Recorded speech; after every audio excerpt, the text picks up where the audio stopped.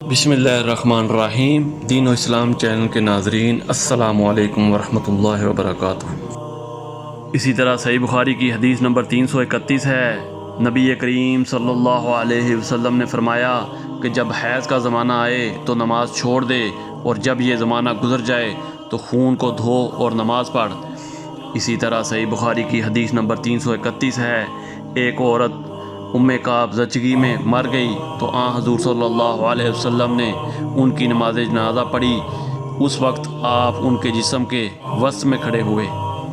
اسی طرح صحیح بخاری کی حدیث نمبر 333 ہے، میں نے اپنی خالہ میمونہ رضی اللہ تعالیٰ عنہا سے، جو نبی کریم صلی اللہ علیہ وسلم کی زوجہ مطہرہ تھیں، سنا کہ میں حائضہ ہوتی تو نماز نہیں پڑھتی تھی، اور یہ کہ آپ رسول اللہ صلی اللہ علیہ وسلم کے گھر میں نماز پڑھنے کی جگہ کے قریب لیٹی ہوتی تھیں۔